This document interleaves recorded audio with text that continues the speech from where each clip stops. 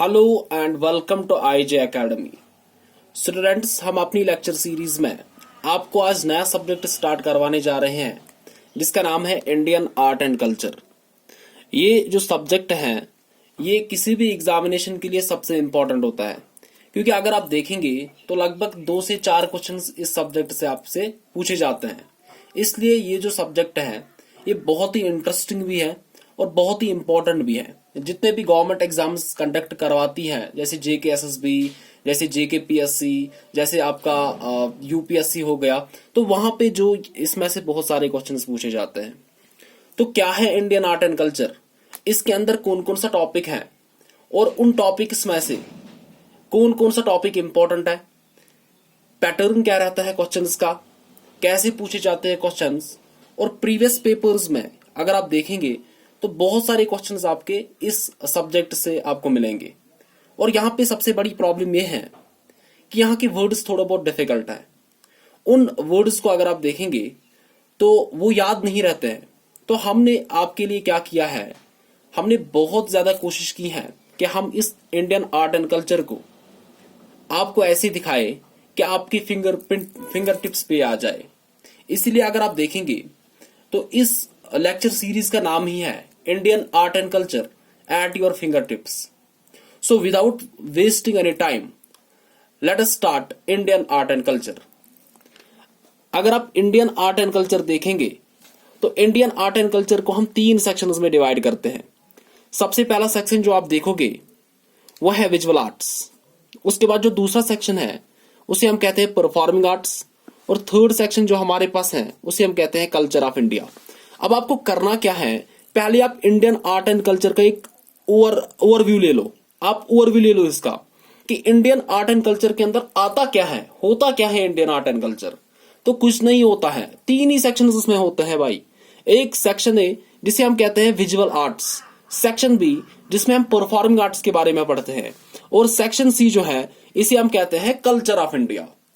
अब यहां पे देखो, जो हमारे पास विजुअल आर्ट्स हैं इस पे अगर आप देखेंगे तो जो सबसे पहला टॉपिक है वो है Indian architecture and sculpture.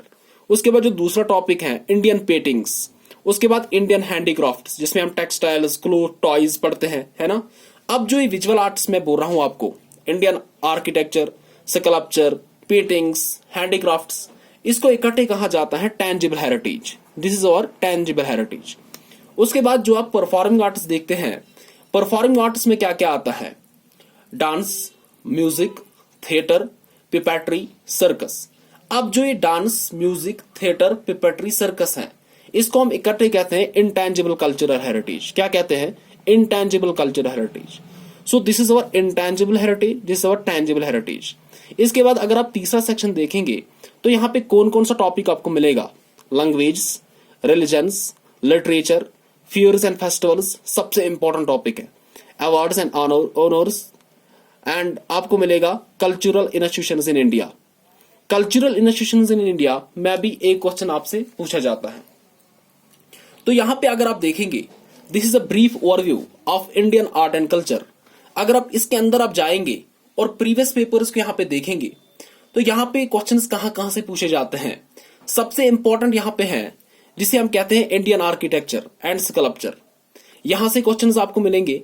Painting से आप क्वेश्चंस देख सकते हैं, हैंडीक्राफ्ट से आप क्वेश्चंस देख सकते हैं, dance, music, languages, fairs and festivals, awards and cultural institution in India. यानी कि जहां जहां पे मैंने स्टार लगाया है, और ये जो स्टार वाले जो टॉपिक्स हैं ये इंडियन आर्ट एंड कल्चर में इंपॉर्टेंट है। यहां से आप किसी भी पेपर को उठाओ तो इन्हीं टॉपिक्स में आपको यहां पे क्वेश्चन मिलेगा। इसलिए मेरा पर्पस भी यही है कि मैं आपको ये टॉपिक्स अच्छे से दिखाऊं, और यहां पे मैं आपको साथ साथ में करवाऊंगा जो भी लास्ट 1 ईयर करंट अफेयर है इंडियन आर्ट एंड कल्चर का, वो भी मैं आपको अपने साथ करवाऊंगा। तो चलो हम स्टार्ट करते हैं सबसे पहले सेक्शन को जिसे हम कहते हैं विजुअल आर्ट्स। और विजुअल आर्ट्स के अंदर हम स्टार्ट करते हैं इंडियन आर्किटेक्चर एंड स्कल्पचर को। सबसे पहली बात आपको पता होना चाहिए कि आर्किटेक्चर क्या है और आर्किटेक्चर एंड स्कल्पचर में डिफरेंस क्या है। तो अगर आप आर्किटेक्चर को देखेंगे और स्कल्पचर को देखेंगे तो इनमें क्या डिफरेंस है।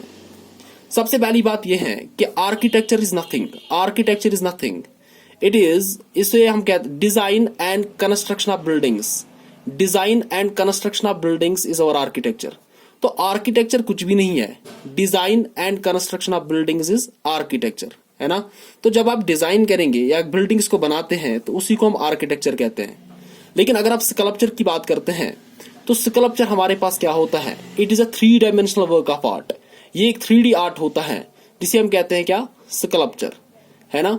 तो क्या इतनी ही डिफरेंस है ना, दूसरी डिफरेंस पे आ जा। अगर आप मटेरियल की बात करते हैं तो मटेरियल यहां पे क्या होता है कि आर्किटेक्चर में हम 2 या 2 से ज्यादा मटेरियल्स का इस्तेमाल कर सकते हैं। जैसे हम यहाँ पे सैंड का इस्तेमाल कर सकते हैं, हम यहाँ पे ब्रिक्स का इस्तेमाल कर सकते हैं, हम यहाँ पे मेटल का इस्तेमाल कर सकते हैं, हम यहाँ पे गिलास का इस्तेमाल कर सकते हैं। लेकिन जो ही हम स्कल्पचर की बात करते हैं तो स्कल्पचर में नॉर्मली एक ही किस्म का मटेरियल इस्तेमाल होता है, only 1 type of material is used in sculpture, है ना। उसके बाद अगर आप देखेंगे तो आर्किटेक्चर में इंजीनियरिंग चलती है, लेकिन स्कल्पचर अगर आप देखेंगे सो this is purely a concept of imagination and creativity. इसके बाद अगर आप चौथी डिफरेंस देखेंगे तो that is the difference of examples. अगर आप आर्किटेक्चर की एग्जांपल्स देखेंगे तो red fort, Taj Mahal, these are the finest examples of architecture. वही अगर आप स्कल्पचर देखेंगे तो सबसे इंपॉर्टेंट जो यहाँ पे एग्जांपल है वो है डांसिंग गर्ल। ये जो डांसिंग गर्ल है यह हमें इंडस वैली सिविलाइजेशन के मोहनजोदारो साइट से मिली और ये एग्जाम्पल है यहाँ पे स्कल्पचर की, है ना। तो यहाँ पे इंपॉर्टेंट याद रखो कि आर्किटेक्चर का मतलब होता है design and construction of buildings, while sculpture is a 3 dimensional work of art. और आर्किटेक्चर में बहुत सारे मटेरियल्स का इस्तेमाल होता है और स्कल्पचर में एक ही किस्म का मटेरियल इस्तेमाल होता है। तीसरी जो डिफरेंस है एग्जाम्पल्स, अगर आप देखेंगे ताजमहल, रेड फोर्ट या जितनी भी टेम्पल्स आप देखते हैं, these are the finest examples of architecture. लेकिन वही आप स्कल्पचर को देखोगे तो स्कल्पचर में डांसिंग गर्ल या Nataraj image, these are the finest examples of sculpture. अब Indian art, architecture and sculpture में सबसे पहला टॉपिक जो जहां से क्वेश्चंस आते हैं उन्हें हम कहते हैं टेम्पल्स। अब यहाँ पे टेम्पल्स बहुत ज्यादा टेम्पल्स है और कुछ टेम्पल्स की डिस्क्रिप्शन भी बहुत ज्यादा इंपॉर्टेंट है। अब टेम्पल्स में आपको करना क्या है, अगर आप प्रीवियस पेपर एनालिसिस करेंगे तो आपको पता चलेगा कि टेम्पल्स के अंदर कैसे क्वेश्चंस पूछे जाते हैं। सबसे पहली जो बात है वो है लोकेशन। जैसे कोई टेम्पल है, यहाँ की लोकेशन आपसे पूछेगा कि ये टेम्पल कहाँ पे लोकेटेड है। उसके बाद दूसरा कि ये जो टेम्पल है ये कंस्ट्रक्ट किसने करवाया था, ये कंस्ट्रक्ट किसने किया है ना। तो कंस्ट्रक्टेड बाय आपसे पूछता है। इसके बाद तीसरा पॉइंट जो यहाँ से पूछेगा कि ये जो टेम्पल है यहाँ पे किसकी वर्शिप होती है, यानी कि this temple is dedicated to what, to home deity, है ना। तो यहाँ पे अगर कोई निक नेम है इस टेम्पल का तो वो भी आपसे पूछा जाता है। तो यहाँ पे ये जो मैं आपको बता रहा हूं ये पूरी मैंने प्रीवियस पेपर एनालिसिस की है, यूपीएससी की या केएस या बाकी जितने भी गवर्नमेंट एग्जाम्स हैं, like SSC CGL, like JKSSB, like JKPSC की जो भी एग्जामिनेशंस कंडक्ट करवाता है, मैंने उनके पेपर्स देखे हैं और मैंने यही देखा कि या तो लोकेशन आपसे पूछता है, या तो किसने बनाया है आपसे पूछता है, या ये जो टेम्पल है किसको डेडिकेटेड है, या यहाँ का निकनेम क्या है। तो ये जो पॉइंट्स हैं, अगर आप एक मैप बनाएंगे इंडिया का तो एक ही मैप के अंदर मैं ये पॉइंट्स आपको दिखा सकता हूं। और आपको करना क्या है, आपको अपने हाथ से या अगर आपके पास कोई मैप है तो वहां से आप मार्क कर सकते हैं इंडिया का मैप और बाद में आप आ जा मेरे साथ। तो सबसे पहली बात अगर आप देखेंगे तो मैं स्टार्ट करूंगा नॉर्थ से। सबसे पहली बात ये इंडिया है और इंडिया के अंदर मैं स्टार्ट करूंगा। सबसे ऊपर मैंने आपको कल बोला था होता है जम्मू एंड कश्मीर। अब जम्मू एंड कश्मीर का जो आर्ट है यहाँ पे ये अलग से हमें पढ़ना है, इसलिए यहाँ पे मैं इसको छोड़ रहा हूं क्योंकि हमें इसका आर्ट एंड कल्चर अलग से करना है। जम्मू कश्मीर के नीचे अगर आप देखेंगे तो यहाँ पे है पंजाब, है ना, ये पंजाब है। लेकिन पंजाब के अंदर कोई आर्किटेक्चर ज्यादा इंपॉर्टेंट नहीं है एग्जामिनेशन पॉइंट ऑफ व्यू से, इसलिए मैं यहाँ पे छोड़ रहा हूं। इसके बाद आपको दिखेगा हिमाचल प्रदेश। हिमाचल प्रदेश में भी कोई खास टेम्पल आपको नहीं मिलेगा। इसके नीचे अगर आप जाएंगे तो यहाँ पे आपको मिलेगा यूके यानी कि उत्तराखंड, है ना, जिसे हम यूके ऑफ इंडिया भी कहते हैं। अब यूके अगर आप देखेंगे तो यहाँ पे बहुत ज्यादा जो है प्लेसेस इंपॉर्टेंट है और सबसे इंपॉर्टेंट यहाँ का टेम्पल है जिसे हम कहते हैं केदारनाथ। यहां से इंपॉर्टेंट याद रख, केदारनाथ। और यहां से अगर तुम अपने साथ बोलोगे ना, जो भी स्टेट में दिखाऊंगा और वहां के टेम्पल्स अगर आप अपने साथ बोलेंगे, जोर जोर से बोलेंगे, तो हो ही नहीं सकता कि आपको याद ना हो।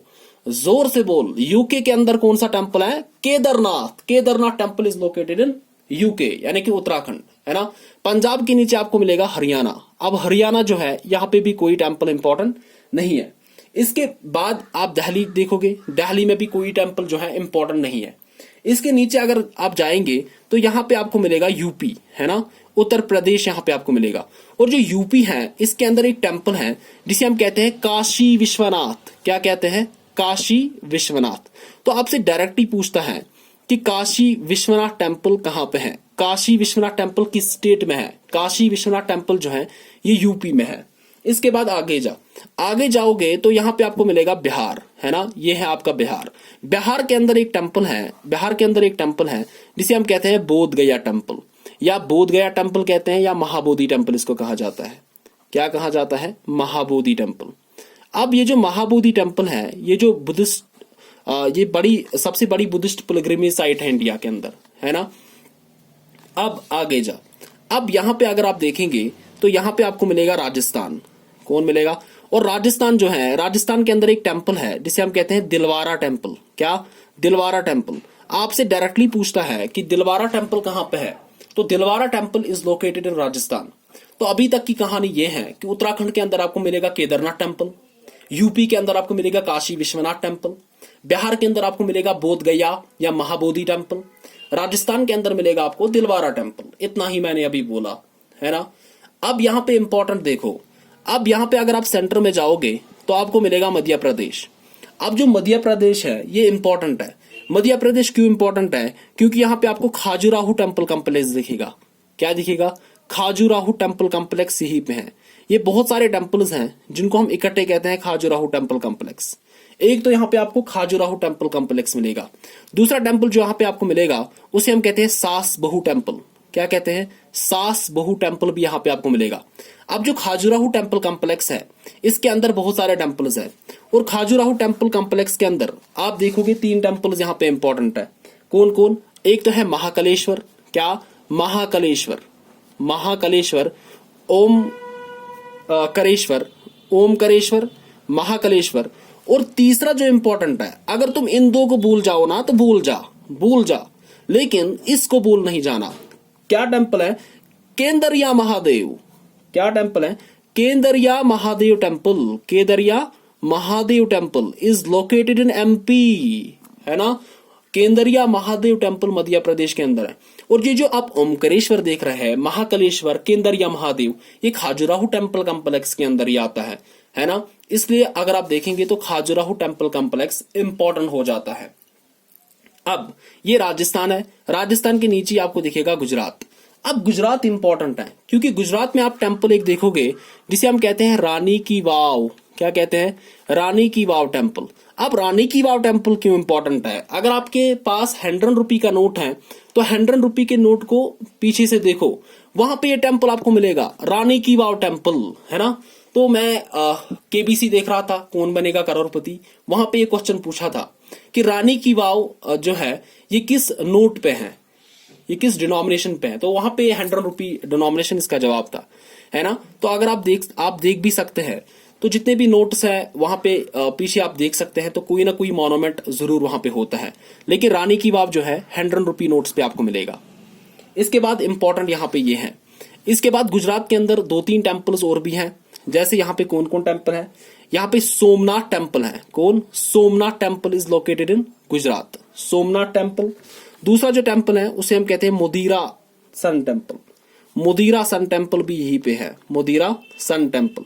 इसके बाद तीसरा जो टेम्पल आपको मिलेगा उसे हम कहते हैं पैलीटाना टेम्पल। क्या कहते हैं? पैलीटाना टेम्पल। अब 3 टेम्पल्स यहाँ के याद रखो, Somnath temple, Modhera sun temple and Palitana temple. अब सोमनाथ टेम्पल यहाँ पे न्यूज में है। क्यों न्यूज में है? क्योंकि recently prime minister Narendra Modi को अपॉइंट किया गया as the chairman of Somnath temple trust, है ना। इसलिए सोमनाथ टेम्पल यहाँ पे इंपॉर्टेंट है। ये न्यूज में था क्योंकि recently prime minister Narendra Modi has been appointed as the chairman of Somnath temple trust, इसलिए सोमनाथ टेम्पल यहाँ पे गुजरात का इंपॉर्टेंट है। अब दूसरी बात, यहाँ पे अगर आप आगे जाएंगे तो यहाँ पे है छत्तीसगढ़, और छत्तीसगढ़ में आपको एक इंपॉर्टेंट टेम्पल नजर आएगा जिसे हम कहते हैं दंतेश्वरी टेम्पल। क्या कहते हैं? दंतेश्वरी टेम्पल। तो डायरेक्टली आपसे पूछेगा कि दंतेश्वरी टेम्पल कहाँ पे है। दंतेश्वरी टेम्पल जो है ये छत्तीसगढ़ के अंदर है। इसके बाद अगर आप झारखंड जाएंगे तो यहां से आपको दिखेगा झारखंड, तो झारखंड के अंदर भी एक टेम्पल आपको मिलेगा जिसे हम कहते हैं बेदियानाथ टेम्पल। क्या कहते हैं? बेदियानाथ टेम्पल। अब बेदियानाथ टेम्पल कहाँ पे है? झारखंड के अंदर है। झारखंड के अंदर है कौन सा टेम्पल? जिसे हम कहते हैं बेदियानाथ टेम्पल। क्या कहते हैं? बेदियानाथ, बेदियानाथ टेम्पल, है ना। तो आप भी ऐसे ड्रा कर सकते हैं और वीडियो को पॉज करके आप अपने हिसाब से चीजों को मार्क कर सकते हैं। इनको हाईलाइट कीजिए, इनको ज्यादा से ज्यादा अपने साथ बोलिए और एक ही बार आप इनको याद कर सकते हैं। क्योंकि जितने भी एग्जाम्स आप देखेंगे, चाहे आप JKSSB के जितने भी एग्जाम्स हैं, SI या इंस्पेक्टर या पटवारी या जूनियर सुपरवाइजर या फाइनेंस अकाउंट असिस्टेंट, या अगर आप कोई भी एग्जामिनेशन देखेंगे, ये जरूरी नहीं है JKPSC का देखेंगे या KS का देखेंगे, तो ये टॉपिक इंपॉर्टेंट है ना। तो इसलिए यहां पे इनको एक ही बार याद रखो। इसके बाद यहां पे अगर आप देखेंगे, सो दिस इज ओडिशा। अब ओडिशा इंपॉर्टेंट है। क्यों ओडिशा इंपॉर्टेंट है? क्योंकि यहाँ पे 3 टेम्पल्स जो है ना बहुत ही ज्यादा इंपॉर्टेंट है। 3 टेम्पल्स यहाँ पे इंपॉर्टेंट है, इसलिए मैं इनको अलग से यहाँ पे दिखाना चाहूंगा। नंबर फर्स्ट टेम्पल जो यहाँ पे आपको मिलेगा that is Konark sun temple. याद रखना हो, Konark sun temple is located in Odisha. Konark sun temple is located in Odisha. अब कुछ टेम्पल्स की आपको डिस्क्रिप्शन भी पता होना चाहिए आपको, कुछ टेम्पल्स की, है ना। जैसे कोणार्क सन टेम्पल हो गया। अब कोणार्क सन टेम्पल की डिस्क्रिप्शन क्या है? सबसे पहली बात अगर आप देखेंगे तो 13th सेंचुरी में इसको बनाया गया था। 13th सेंचुरी में इसको बनाया गया था। किसने बनाया था इसको? किंग नरसिम्हा ने इसको बनाया था। King Narasimha first. ये जो किंग नरसिम्हा फर्स्ट था, ये गंगा डायनास्टी का किंग था। किसका? गंगा डायनास्टी का किंग ये था। उसके बाद अगर आप देखेंगे तो ये इंपॉर्टेंट है क्योंकि इसको यूनेस्को वर्ल्ड हेरिटेज साइट का टाइटल भी मिला है। It is a UNESCO world heritage site भी ये है। कौन? Konark sun temple. और कोणार्क सन टेम्पल को अगर देखेंगे तो 1984 के अंदर इसको डिक्लेयर किया गया था यूनेस्को वर्ल्ड हेरिटेज साइट।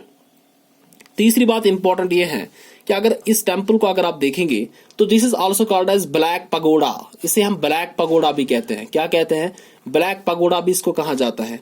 अब अगर आप देखेंगे तो ये ब्लैक ग्रेनाइट रॉक्स का बना है, इसलिए इसको ब्लैक पगोडा भी कहते हैं। अब यहाँ पे अगर आप देखेंगे तो this is dedicated to sun god, और सन गॉड को कहते हैं सूर्या। क्या कहा जाता है? सूर्या, है ना। और इसके साथ साथ इंपॉर्टेंट यहाँ पे ये है कि यहाँ पे रिसेंटली ये करंट में था। क्यों न्यूज में था? क्योंकि अगर आप देखेंगे कि कोणार्क सन टेम्पल जो कि ओडिशा में है और इसके सराउंडिंग में जो कोणार्क टाउन है, यहाँ पे ministry of new and renewable energy यहाँ पे कंप्लीट सोलराइजेशन करना चाहती है। और कंप्लीट सोलराइजेशन मतलब ये है कि कंप्लीट सोलराइजेशन का मतलब ये है कि यहाँ पे जो कोणार्क टाउन है और जो कोणार्क सन टेम्पल है, इसको यहाँ पे 100% सोलर इलेक्ट्रिसिटी प्रोवाइड करना चाहती है ministry of new and renewable energy. और ये हुआ भी है, इसलिए ये न्यूज में रहा। तो अगर आपसे पूछेंगे कि कौन सा टेम्पल है जहां पे 100% सोलराइजेशन हुई या जहां पे 100% आपको सोलर इलेक्ट्रिसिटी दिखेगी, तो वो कोणार्क सन टेम्पल ही है। तो ये कुछ पॉइंट्स थे कोणार्क सन टेम्पल के बारे में। तो कोणार्क सन टेम्पल यहाँ पे बनाया था किंग नरसिम्हा ने। King Narasimha first of Ganga dynasty ने इसको बनाया था। ये यूनेस्को वर्ल्ड हेरिटेज साइट भी है। 1984 में इसको डिक्लेयर किया गया था। इसको ब्लैक पगोडा भी कहते हैं। It is dedicated to sun god Surya, and recently Ministry of New and Renewable Energy has taken up the complete solarization of Konark Sun Temple and Konark town in Odisha, है ना। तो ये point, ये जो है current affair का point है। अब दूसरा टेम्पल जो यहाँ पे आपको मिलेगा ओडिशा के अंदर, दैट इज लिंगाराज टेम्पल। क्या उसको कहा जाता है? लिंगाराज टेम्पल। अब लिंगाराज टेम्पल भी इंपॉर्टेंट है। क्यों? क्योंकि लिंगाराज टेम्पल में अगर आप देखेंगे तो रिसेंटली ओडिशा गवर्नमेंट ने अनाउंस किया है कि हम इस लिंगाराज टेम्पल को फेस लिफ्ट करेंगे, और जो इसका स्टेटस था 350 साल पहले, वही उसी स्टाइल में हम इसको वापस यहाँ पे रिज्यूनेट करेंगे। और अगर आप देखेंगे तो 11th सेंचुरी में इसको बनाया गया था इस लिंगाराज टेम्पल में, और किंग जयजती ने इसको बनाया था। किंग जयजती केशरी उसको कहते हैं। किंग जयजती केशरी उसको कहा जाता है, जो कि सोमवंशी डायनास्टी का था। सोमवंशी डायनास्टी का ये किंग था। है ना। और लेटर बाद में इसमें कुछ एडिशंस की गई जो कि गंगा डायनास्टी ने इसमें की है। तो अगर आप देखेंगे लिंगराज एक जगह है, ये ओडिशा के अंदर है, और लिंगराज जो है इसको हम सुवायाम्बू भी कहते हैं। क्या कहते हैं? सुवायाम्बू भी कहते हैं इसको। It is also called as Swayambhu, है ना।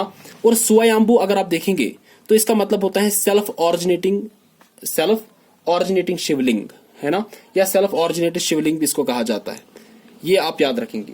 और तीसरी बात जो इंपॉर्टेंट ये है कि यहाँ पे आपको एक शिवलिंग भी मिलती है जिसे हम कहते हैं हरिहरा। इसलिए अगर आपसे एग्जामिनर पूछेगा कि हरिहरा शिवलिंग जो है ये किसका इंपॉर्टेंट फीचर है, सो this is an important feature of Lingaraj temple, है ना। और यहाँ पे अगर आप देखेंगे, अगर ये लिंगराज टेम्पल है तो लिंगराज टेम्पल के नॉर्थ में एक लैक भी आपको मिलेगा जिसे हम कहते हैं बिंदु सागर लैक। और बिंदु सागर लैक भी यहाँ पे एक इंपॉर्टेंट अट्रैक्शन है यहाँ की। इसके साथ साथ अगर आप देखेंगे तो ये जो टेम्पल है यहाँ पे नॉन हिंदूज को एंट्री नहीं मिलती है। और यहाँ पे नॉन हिंदूज के लिए यहाँ पे अलग से एक बाहर से एक प्लेटफॉर्म आपको दिखेगा जहां से एक व्यू मिलता है इस लिंगराज टेम्पल का। एक्चुअली जब वाइसराय लॉर्ड कर्जन को यहाँ पे विजिट करना था, ठीक है, तो उसी के लिए ये बनाया गया था ये प्लेटफॉर्म। और आज इसको नॉन हिंदूज यहाँ पे इस्तेमाल कर रहे हैं। ये एक रेज्ड प्लेटफॉर्म है जहां से आपको एक व्यू मिल सकता है लिंगराज टेम्पल का। तो यहाँ पे अगर आप देखेंगे तो लिंगराज टेम्पल की डिस्क्रिप्शन यही है कि किंग जजेती केशरी ने इसको बनाया था, सोमवंशी डायनास्टी का। लिंगराज को स्वामयंबू भी कहते हैं, सेल्फ ऑरिजिनेटेड शिवलिंगम। और यहाँ पे एक शिवलिंग आपको मिलेगी हरिहरा जिसे हम कहते हैं। यहाँ की मेन अट्रैक्शन है बिंदु सागर लैक, क्योंकि आपके सिलेबस में है important rivers and lakhs in India, तो हो सके कि बिंदु सागर लैक आपसे पूछे कि बिंदु सागर लैक कहाँ पे है ना। तो इसके बाद अगर आप देखेंगे तो यहाँ पे नॉन हिंदूज को अलाउड नहीं किया जाता है। और यहाँ पे एक उनके लिए एक प्लेटफॉर्म बनाया गया था जो कि एक्चुअली वाइसरॉय लॉर्ड कर्जन के लिए बनाया गया था जब उसका विजिट था, लेकिन अब यहाँ पे नॉन हिंदूज को इस्तेमाल कर रहे हैं। और यहाँ से आपको एक व्यू मिल सकता है लिंगराज टेम्पल का। इसके बाद तीसरा टेम्पल जो यहाँ पे इंपॉर्टेंट है ओडिशा का, उसे हम कहते हैं जगन्नाथपुरी। क्या कहते हैं? जगन्नाथपुरी टेम्पल। जगन्नाथपुरी टेम्पल। अब जगन्नाथपुरी टेम्पल को इंपॉर्टेंट है क्योंकि it is dedicated to lord Jagannath. और दूसरा पॉइंट यहाँ पे इंपॉर्टेंट है, it is also called white pagoda. क्या कहते हैं इसको? White pagoda. अगर ब्लैक पगोड़ा यहाँ पे कोणार्क सन टेम्पल को कहा जाता है, तो जगन्नाथपुरी टेम्पल जो है इसको कहा जाता है व्हाइट पगोड़ा, है ना। अब जगन्नाथपुरी टेम्पल जो है ये पुरी के अंदर है। और अगर आप पुरी को देखोगे तो Puri is one of the site of Chardham, है ना। तो चारधाम की एक साइट है। क्या है चारधाम? आप मेरे साथ बने रहे तो मैं आपको ये पढ़वाऊंगा आगे, है ना। तो Puri is one of the site of Chardham.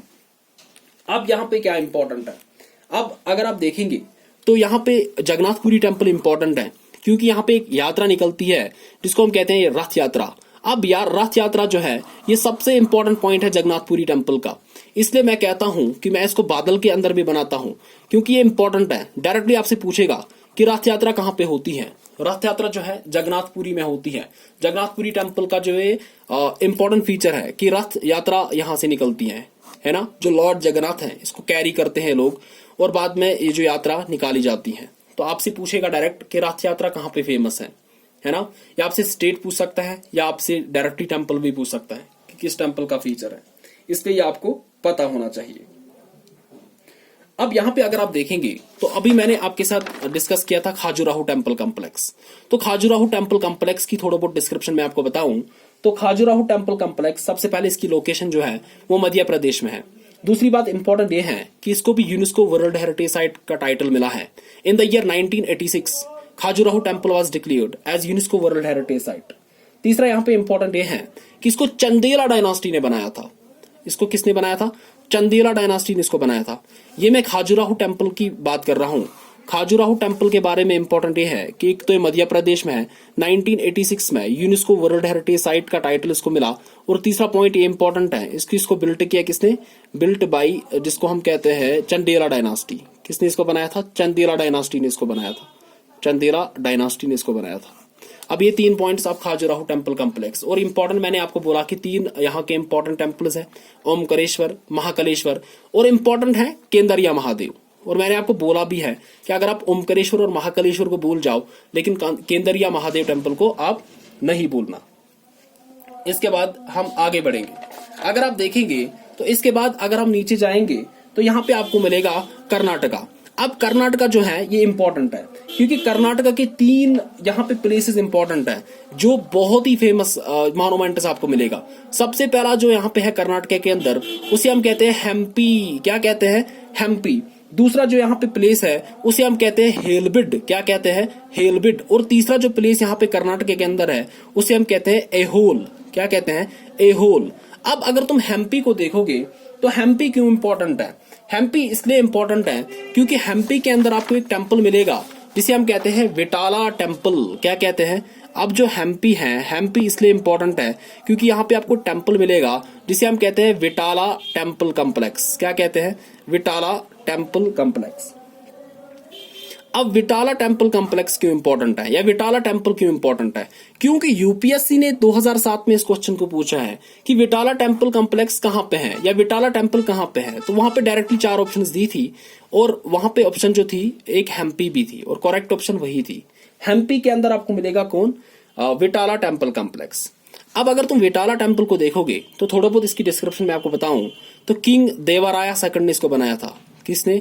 King देवराया सेकंड ने इसको बनाया था। किसको बनाया था? इस विटाला टेम्पल को। और दूसरी बात ये इंपॉर्टेंट है कि अगर आप हम्पी को देखोगे तो हम्पी अगर आप देखेंगे तो ये एक यूनेस्को वर्ल्ड हेरिटेज साइट है। It is a UNESCO world heritage site है ना, दैट इज लोकेटेड इन कर्नाटका। तो हम्पी इंपॉर्टेंट ये है क्योंकि यहाँ पे अगर आप देखेंगे तो ये टुंगा बाद्रा रिवर के बैंक्स पे है। किस पे? टुंगा बाद्रा रिवर के बैंक्स पे है। मैंने आपको जब मैं वर्ल्ड जियोग्राफी पढ़ा रहा था आपको तो वहां पे मैंने आपको बताया था कि यहाँ पे कुछ सिटीज इंपॉर्टेंट होती हैं जो रिवर बैंक्स पे लोकेटेड है और एग्जामिनर इनसे यहाँ पे एग्जामिनर इनको फोकस करता है। इसलिए आप याद रखो कि हम्पी जो है ये टुंगा बाद्रा रिवर पे है। और टुंगा बाद्रा रिवर का एक और पॉइंट यहाँ पे इंपॉर्टेंट याद रखो कि इसको पहले पेम्पा भी कहते थे। क्या कहते थे? पेम्पा भी इसको कहा जाता था पहले, है ना। अब इंपॉर्टेंट यहाँ पे ये है कि इस हम्पी को जो है फाउंड किया था हरिहरा एंड बुका ने। किसने इसको फाउंड किया था? हरिहरा एंड बुका ने इसको फाउंड किया था। तो हरिहरा एंड बुका इन द ईयर 1336 इसको फाउंड किया हरिहरा एंड बुका ने, है ना। अब हम्पी में विटाला टेम्पल कॉम्प्लेक्स के अलावा आपको एक और टेम्पल भी मिलेगा जिसे हम कहते हैं वीरूपाक्षा टेम्पल। क्या कहते हैं? वीरूपाक्षा टेम्पल। इसलिए अगर आपसे पूछे कि वीरूपाक्षा टेम्पल कहां पे है तो ये भी हम्पी कर्नाटका के अंदर ही है। विटाला टेम्पल कहां पे है तो ये भी हम्पी कर्नाटका के अंदर ही आपको मिलेगा।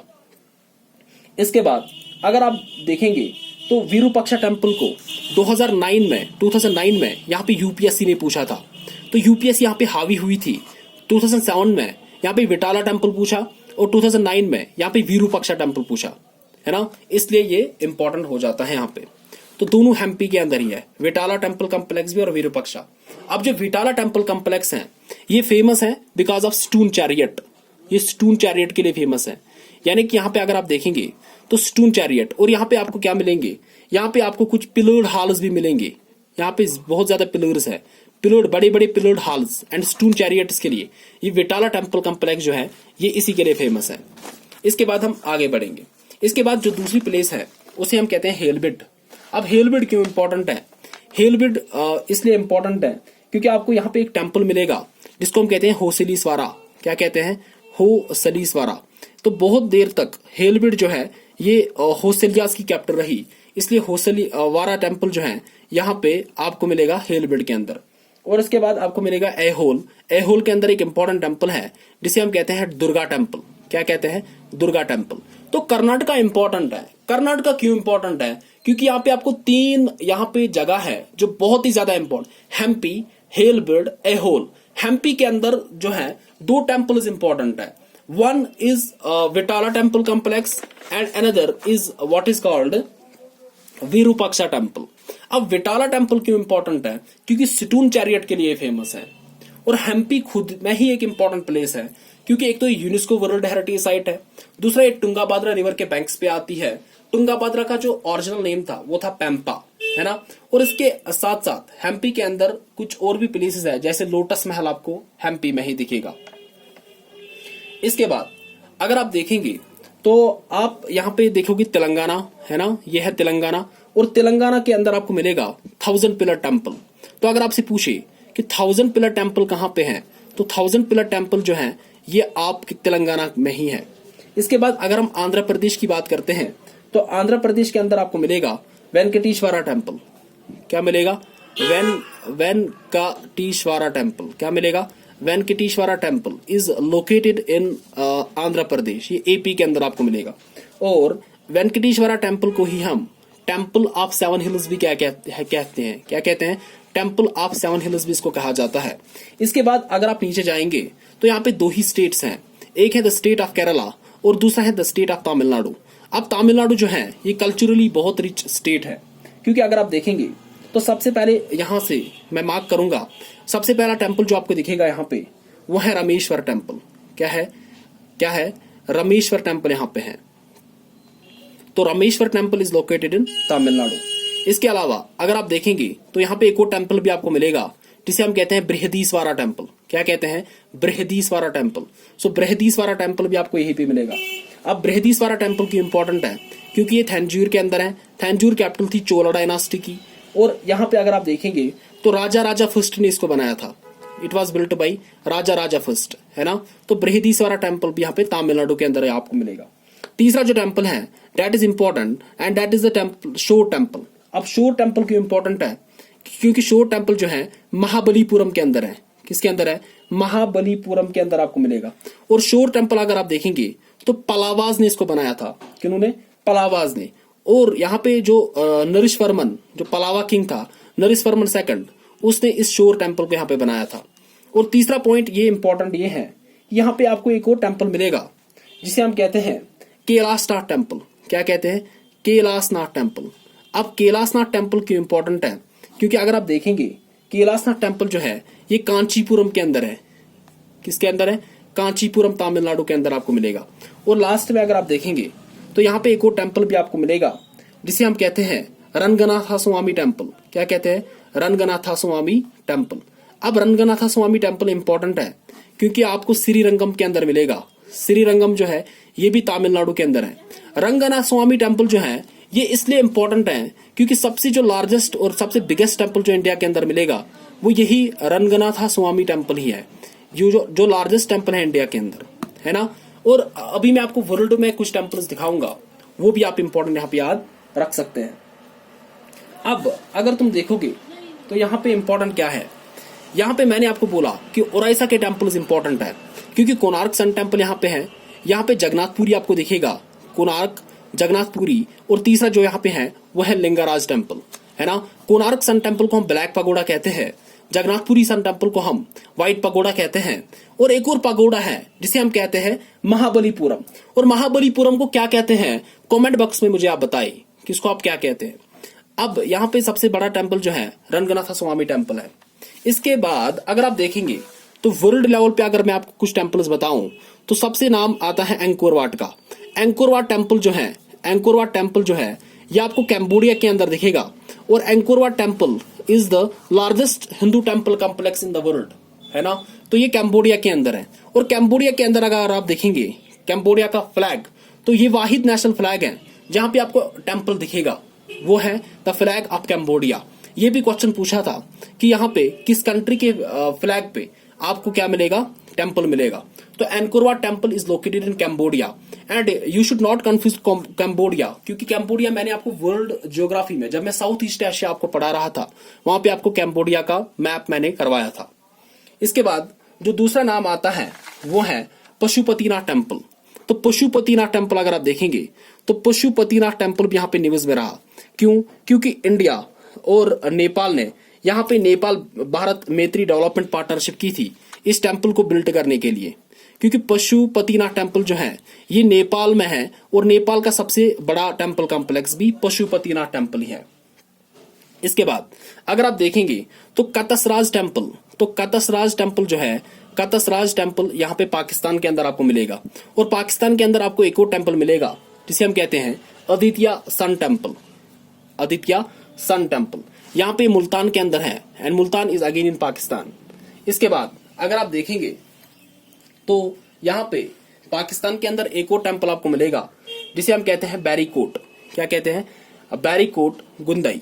बैरीकोट Ghundai temple is again located in Pakistan. अब बैरीकोट गुंदई टेम्पल जो है ये एक एंशिएंट हिंदू टेम्पल है। इसको रिसेंटली नॉर्थ वेस्ट पाकिस्तान में यहाँ पे डिस्कवर किया गया, इसलिए ये करंट अफेयर में ये पॉइंट यहाँ पे आप देख सकते हैं।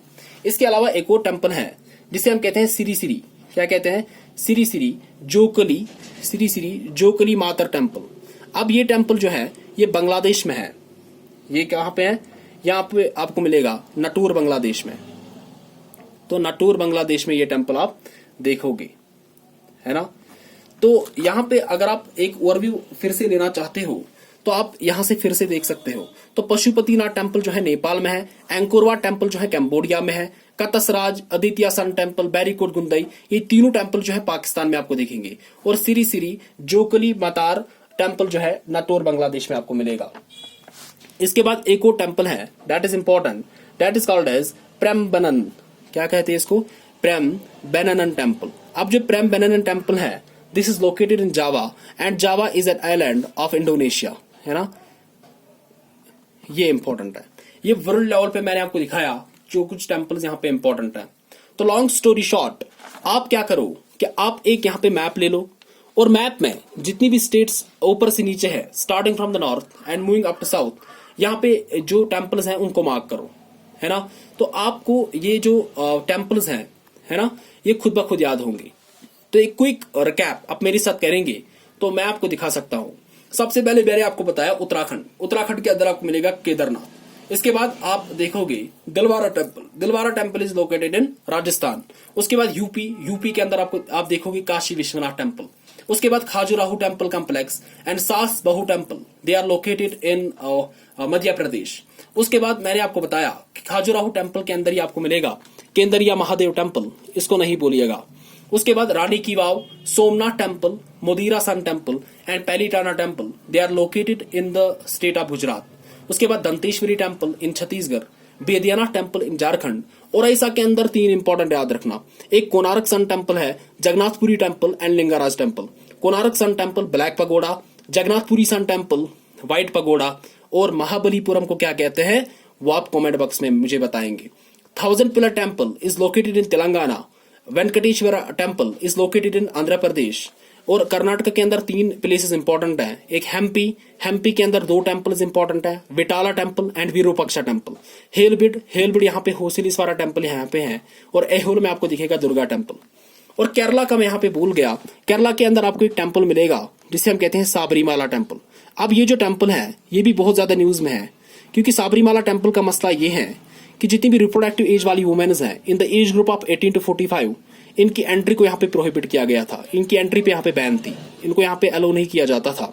1991 में केरला के हाई कोर्ट ने एक लेजिस्लेशन यहाँ पे उसको यहाँ पे एनेक्ट करवाया था कि यहाँ पे बैन किया जाए इनको। और फाइनली सुप्रीम कोर्ट के एक फेमस वर्डिक्ट ने यहाँ पे ये बैन हटा दी। अब जितनी भी वुमेन्स ऑफ ऑल एजेस यहाँ पे एंटर हो सकती है।